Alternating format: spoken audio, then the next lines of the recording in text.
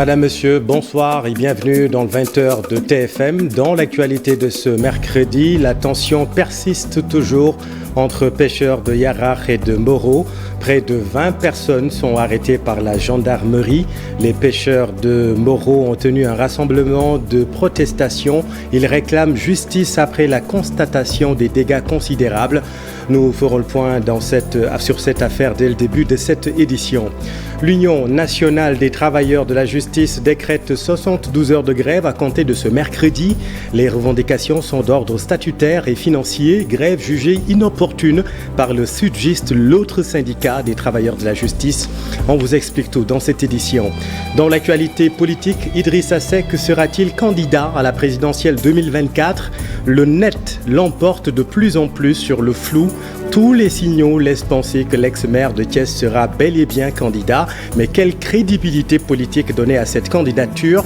Quid de l'alliance avec la majorité présidentielle? Décryptage à suivre. Et puis en sport, le monde de la balle orange en ébullition à quelques heures de la clôture des dépôts de candidatures pour diriger la fédération. L'Union nationale des basketteuses et basketteurs accuse le président sortant de vouloir tripatouiller les textes pour écarter de potentiels candidats. Les détails dans la page des sports.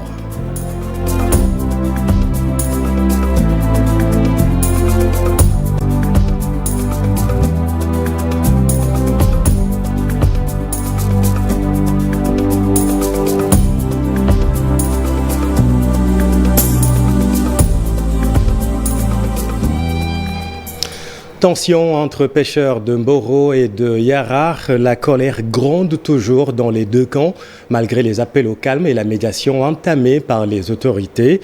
Près de 20 personnes sont arrêtées par la gendarmerie nationale dans le cadre de l'enquête. Les pêcheurs de Mboro réclament justice après avoir constaté les dégâts importants. Le point avec Cheikh Anta Diop à Mboro. Au Rondendekat, les dégâts sont constatés au premier rang. Des filets calcinés, des pirogues brûlées. Les pêcheurs de Mboro ont manifesté pour exprimer leur colère. Un des leurs est porté disparu lors de cette bataille rangée entre les pêcheurs de Kayar et ceux de Mboro. Où ils ont pris en otage 7 pirogues, dont ils ont caillassé et incendié leur matériel, leur filet. Et ce qui a bousculé l'événement d'hier, on est à Khondjo, qui est à 10 km de Mboro, qui font partie des eaux de Mboro. Une pirogue de Mboro a été attaquée par une grande pirogue de Kayar qui a passé sur cette pirogue et qui a fait même une mort d'homme. Et une autre pirogue est venue pour les aider. Ils les ont encore attaqués, ils les ont incendiés. Les autorités étatiques ont laissé la situation pourrir, se plaignent les jeunes de Mboro Ndendekat. Ils exigent le balisage de la côte. Nous délimiter boy bi, ñu indi baliser, ñu baliser nous fi département bi yam. Nous voulons que la frontière qui nous sépare soit balisée. Nous demandons aussi l'érection d'un départemental de la pêche, ici, à Mboro-Ndendekat. Les sages du village tempèrent et appellent à la sérénité. Ils exhortent les autorités étatiques à réagir avant que l'irréparable ne se produise.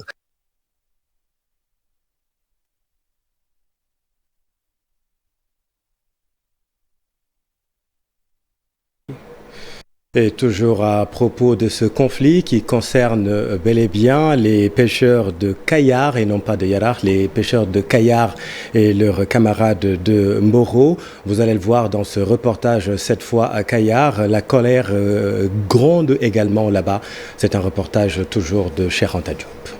Momar Talignan, le porte-parole des pêcheurs de Kayar, revient sur les faits du conflit opposant les pêcheurs de Kayar à ceux de Mboro. Des adolescents et innocents pêcheurs kayarois ont été victimes d'une agression armée qui a occasionné 27 blessés, dont 7 cas graves, 5 en réanimation et 2 en urgence. Les pertes en matériel de pêche enregistrées d'une valeur non encore connue. Ce conflit, dit-il, remonte en 2005 malgré toutes les démarches entreprises par les parties antagonistes.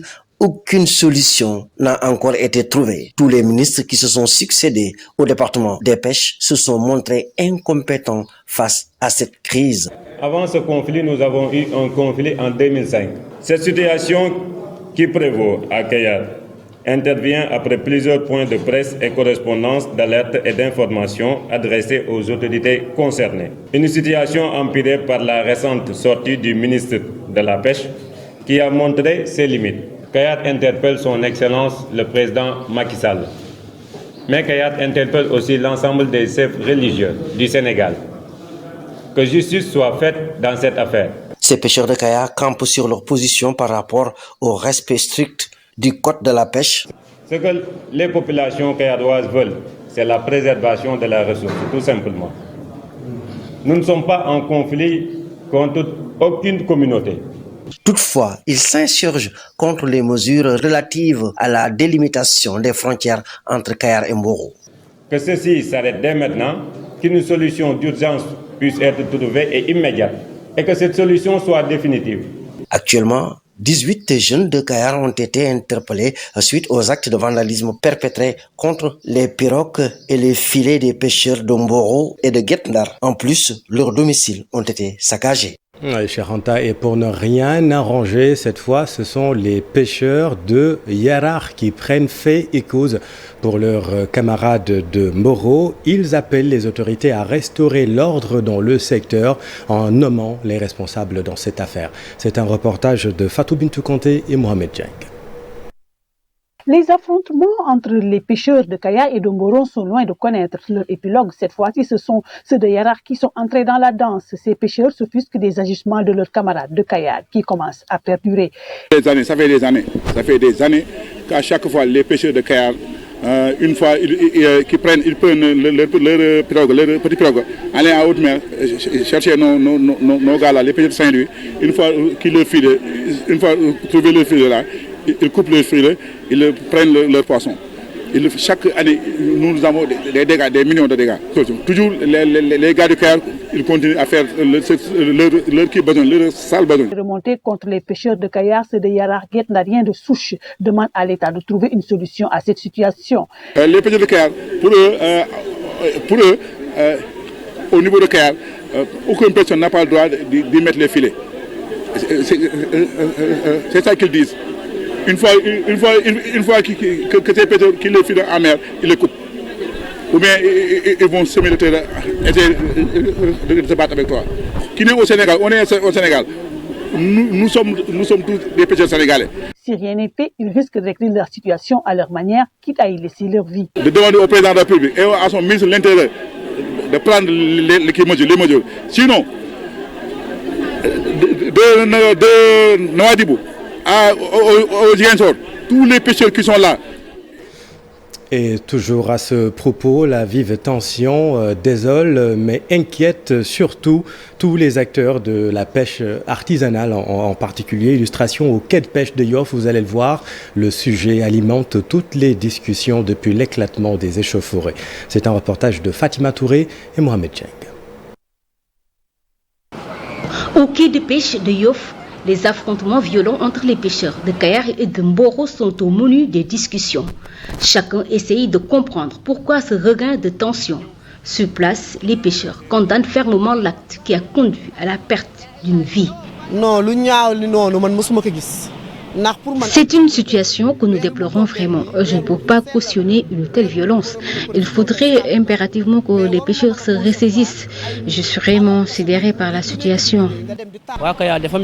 À cause de ces affrontements entre pêcheurs, je ne peux même plus aller en mer.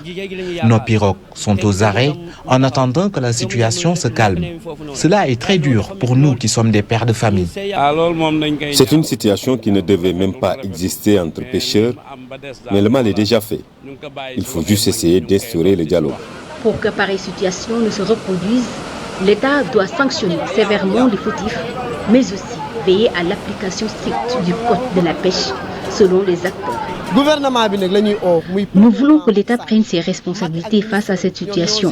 Lui seul peut résoudre ce problème. Nous demandons au président Sall de réagir. Si rien n'est fait, je vous jure que l'irréparable va se produire. C'est la faute au gouvernement. Il y a trop de laisser-aller dans le secteur de la pêche. Des sanctions sévères devraient être prises. Nous exigeons aussi l'application stricte du code de la pêche. Cette tension vive entre les pêcheurs de Kayar et Mboro doit être apaisée au plus vite, avant que l'irréparable ne se produise. Pour rappel, les affrontements ont fait déjà un mort. Merci Fatima, et voilà ce que nous pouvions dire sur ce conflit qui concerne les pêcheurs de Kayar et Mboro. L'autre grand titre de cette édition, l'Union nationale des travailleurs de la justice entame 62 heures de grève à partir de ce mercredi. Les revendications sont d'ordre statutaire et financier. En revanche, tous les travailleurs de la justice ne participeront pas à cette grève puisque le SUDJIS, l'autre syndicat de la justice, s'est démarqué, jugeant inopportun le mouvement d'humeur. Explication Cher Diop. Cette circulaire publiée par le ministère de la Justice pour que le service soit assuré a encore fait polémique. Ces greffiers ont paralysé le système. L'Union nationale des travailleurs de la justice exige de meilleures conditions de travail. Les doléances, c'est principalement des doléances à incidence d'ordre statutaire et à incidence financière. Donc c'est le reclassement des greffiers à la hiérarchie A2. Donc, tel que cela résulte du décret de 2019, c'est aussi l'enrôlement des secrétaires de greffe de parquet, des agents administratifs donc dans le corps des assistants de greffe de parquet.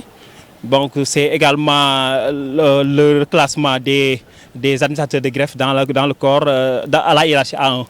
Donc, ils ont fait la formation depuis 2013 et pour le moment, ça reste à être effectif. Le SUDJIS, pour sa part, n'est pas concerné par cette grève. La structure se démarque de l'Union des travailleurs de la justice. Nous avons dépassé avec le gouvernement la phase de tension et nous avons eu des accords. Ces accords sont en train d'être exécutés avec un niveau de satisfaction considérable et à terme et dans le court terme, ces accords, l'exécution de ces accords aura un effet très positif pour l'ensemble des travailleurs de la justice. Donc, c'est pour ces raisons que notre syndicat et ses militants ont jugé inopportun d'observer un quelconque mouvement de grève. Ces grévistes comptent dérouler d'autres plans d'action si la situation n'est pas décomptée. Bon, nous sommes conscients avec nous-mêmes que le ministre prenne ses responsabilités. Nous, notre responsabilité, c'est de défendre contre bec et ongle nos revendications qui sont plus que légitimes et au ministre de la Justice, le fonctionnement du ministère de la Justice. Maintenant que chacun prenne ses responsabilités, nous avons lu avec stupéfaction la circulaire et nous, en ce qui nous concerne, et par rapport aux directives reçues de la base, nous continuons notre mouvement de grève.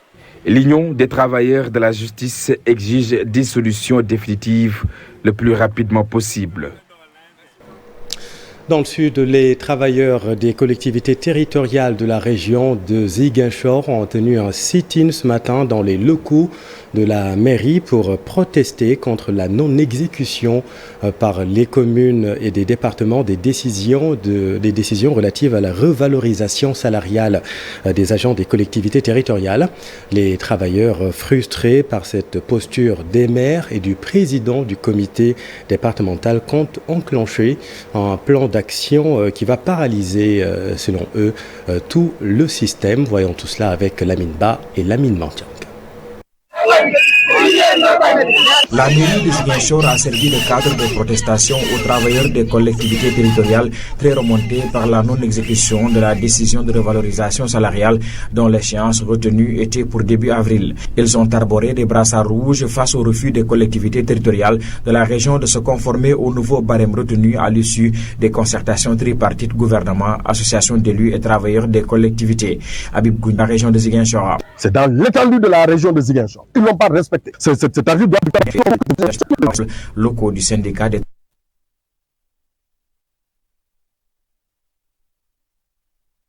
Souci technique avec ce sujet, nous y reviendrons, mais retenez que la mairie de Ziguinchor dit être dans l'indisponibilité de supporter les charges financières entraînées par les nouveaux barèmes fixés par les autorités. La municipalité rejette la responsabilité à l'État. Voici l'adjoint au maire El Haj Faye avec notre équipe à Ziguinchor. Il ne faut pas honorer ça parce que les finances de la mairie sont très fragiles.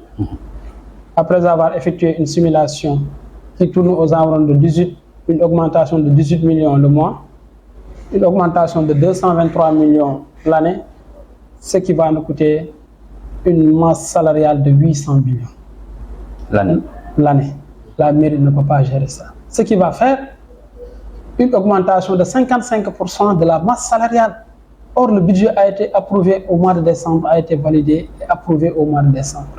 Et on est au mois d'avril, en cours d'année. Comment on peut honorer à cet engagement? Santé, hôpital Idrissa Pouye de Dakar, le malentendu entre syndicats et direction générale persiste.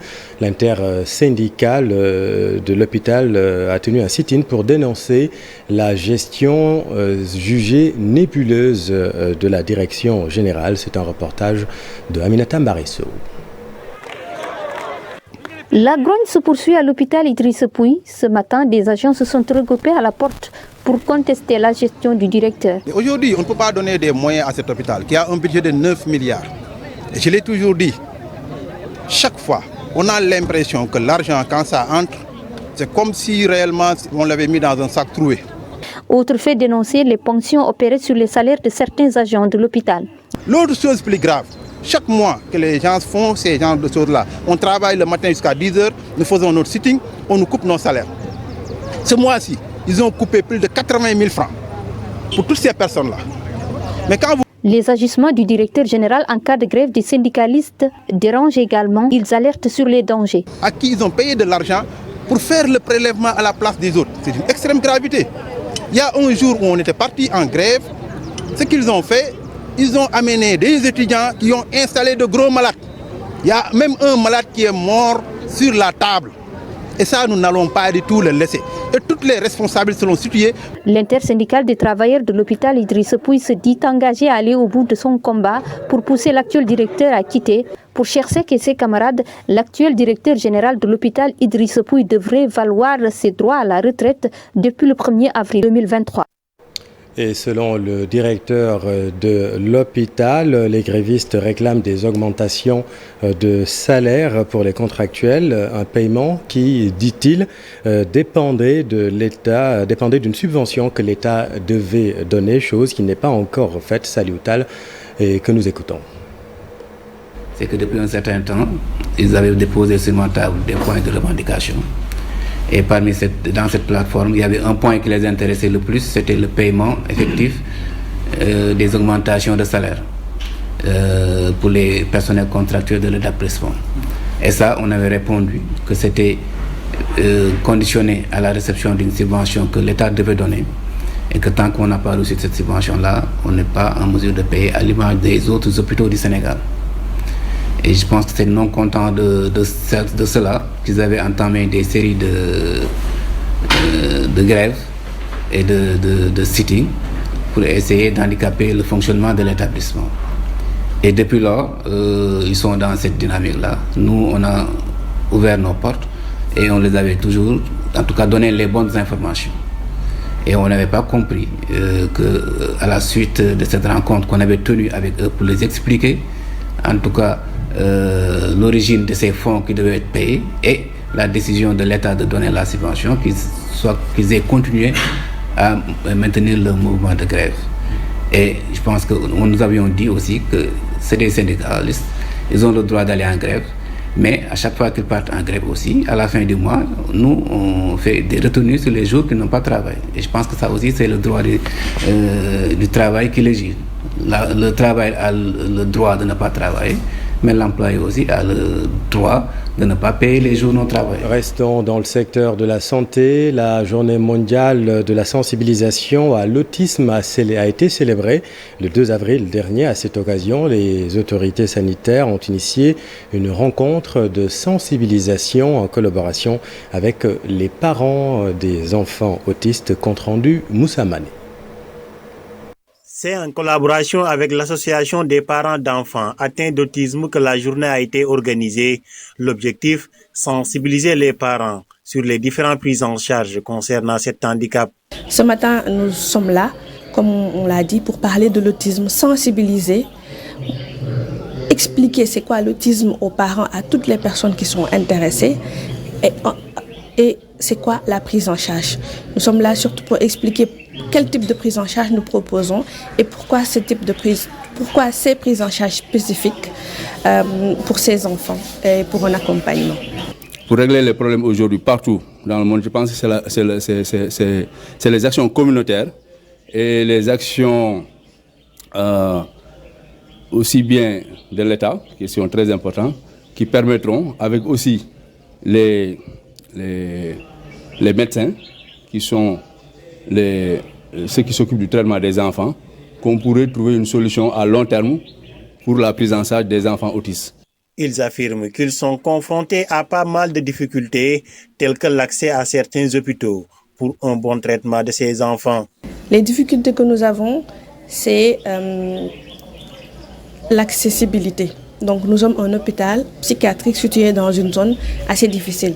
Et nos enfants, les enfants doivent venir à l'hôpital tous les jours parce que leur prise en charge nécessite ce qu'on appelle l'école à l'hôpital de jour. Ils sont là de 9h à 13h tous les jours. Et c'est difficile pour eux de prendre les transports en commun vu les troubles du comportement qu'ils présentent. Donc à ce jour, ce que l'on souhaiterait, c'est vraiment un bus de transport ou des bus de transport pour les enfants, parce que nous avons des enfants qui viennent de différents horizons. En dehors de ces bus de transport, aussi avoir le matériel nécessaire pour la prise en charge de ces enfants. Cependant, ils invitent les parents à ne pas avoir peur d'amener leurs enfants à l'hôpital et de demander souvent conseil aux différents médecins. J'invite tous les parents qui ont vu qu'ils ont eu un enfant qui a un comportement un peu pas bizarre, mais voilà, de se rapprocher du service pédopsychiatrie de Thiaroye. Mais ce serait bien aussi que d'autres partenaires techniques et financiers, d'autres entreprises dans le cadre de la responsabilité sociétale puissent venir accompagner cette structure et surtout les enfants. L'autisme, un handicap qui se manifeste de plusieurs manières, des troubles pouvant même provoquer un comportement inadapté dans certaines situations. Merci Moussa. En politique, candidature de Idrissa Seck à la présidentielle 2024, le net l'emporte de plus en plus sur le flou. Mais quelle crédibilité politique donner à cette candidature, à cette éventuelle candidature du président du Conseil économique, social et environnemental? Décryptage Ibrahima Kane. Entre Idrissa Seck et Macky Sall, le divorce sera bientôt acté. Idi va-t-il être démis de ses fonctions ou claquera-t-il la porte de son propre gré? C'est la question que l'on se pose désormais. Les deux hommes ne parlent plus le même langage et les derniers actes posés par le président du Conseil économique, social et environnemental en disent long sur sa volonté latente de prendre la succession du chef. Le point d'achoppement entre Mbourou et Sow, l'éventuelle troisième candidature du président Sall pour un second quinquennat. Idi s'y oppose farouchement, mais à défaut d'assumer ouvertement cette position, le candidat malheureux à la présidentielle de 2019 envoie juste des signes avant-coureurs. L'éviction de Yankoba Diattara au poste de numéro 2 de Rewmi en est un, une sentence qui tombe moins de 24 heures après que Diattara a défendu sur Sen TV la constitutionnalité d'une éventuelle candidature du président sortant pour un second quinquennat. Sur sa page Facebook également, son post publié, supprimé dans la foulée avant d'être publié à nouveau, témoigne de sa volonté d'être candidat en 2024, même s'il ne le déclare pas officiellement. Il faut également rappeler que lors du conseil présidentiel tenu à Thiès, Idi faisait déjà montre d'une grande subtilité pour afficher son désaccord à tout projet d'une représentation sans le dire expressément. En clair, l'opposition est imminente entre les deux chefs de parti qui gardent pour le moment la main haute sur leur agenda. Ce n'est plus qu'une question de jours, selon Mbaye Samb. L'analyste politique affirme que Idrissa Seck sera bel et bien candidat à la présidentielle de 2024. Voici le directeur de publication de Thiès 24 avec Ibrahim Khan. Ces déclarations, Idrissa Seck pour le moment est dans le temps du clair-obscur. Mais il faut noter que les actes qu'il pose montrent qu'il va inéluctablement vers une déclaration de candidature. Son seul problème aujourd'hui est qu'il ne peut pas le faire avant le président Macky Sall, président de la coalition Benno Bokk Yakaar, qui est d'ailleurs aussi dans le même jeu de cache-cache. En tout état de cause, je pense que Idrissa Seck risque d'être le plus grand perdant. Et comme en atteste cette affaire qui l'oppose à son plus fidèle compagnon, Yankhoba Diattara, dont le seul tort est d'avoir légalisé le second quinquennat du président Macky Sall. Mais je pense que cette fidélité est aujourd'hui à l'épreuve de l'usure du temps et de la gestion du pouvoir. Si l'on se réfère en tout cas aux dernières sorties du ministre Yankhoba Diattara, qui, il faut le rappeler et le souligner avec force. Tout autre chose, projection du film Camp de Thiaroye à Sédhiou à l'initiative de la municipalité. La municipalité, le conseil municipal souhaite inculquer les valeurs civiques qu'enseigne ce film au jeune public. Camp de Thiaroye, un film de Semben Ousmane et de Tcherno Fatisso. Voyons tout cela avec Bakary Konté et Kali Diamé.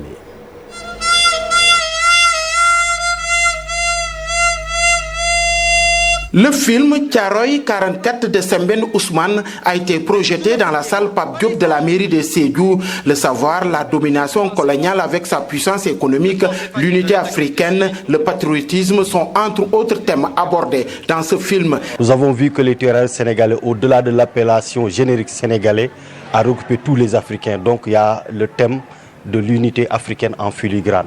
Deuxièmement, il y a également le patriotisme, le nationalisme qui a été véhiculé à travers la personne du sergent-chef Aloïse qui avait les dispositions d'aller vivre en France, mais il avait choisi de rester dans le pays, de combattre avec les siens. Ça, c'est fondamental. Moustapha Dabo, maire des enfants de la commune de Sédhiou, dénonce les attaques contre les institutions de l'État. Faire connaître aux enfants et jeunes leurs origines, l'origine de la République.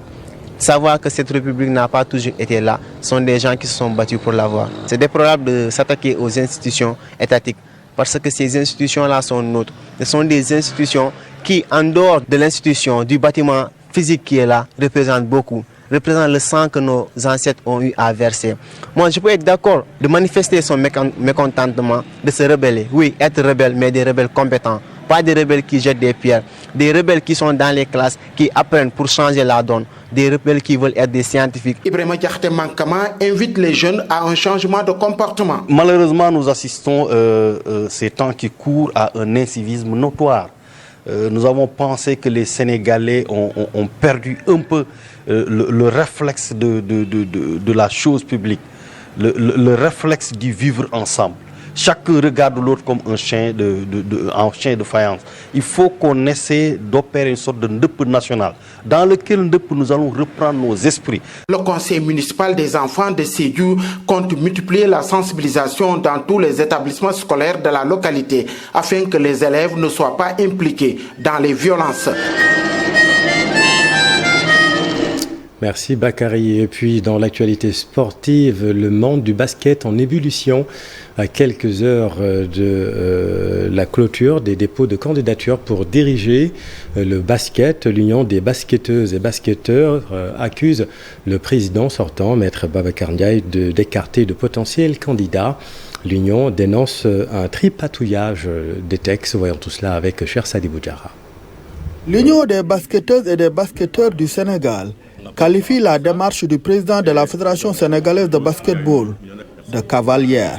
Maître Babacar Ndiaye, candidat à sa propre succession, et son équipe sont accusés de tripatouillage des textes et de gestion nébuleuse. Maintenant que tu as atteint la limite des mandats, tu vas changer les textes pour te faire réélire. que les membres du comité directeur sortant ont le droit de voter. Déjà, cet article-là, c'est contre les textes réglementaires de ce pays. On n'en a jamais débattu. C'est-à-dire, le président veut disposer d'un stock électoral. Il ne veut pas montrer le fichier des votants parce qu'il sait que s'il montre ça, nous, on va détecter les clubs fictifs. Le rapport de la Cour des comptes a parlé de 205 millions que le DAGE a viré à la Fédération sénégalaise de basketball.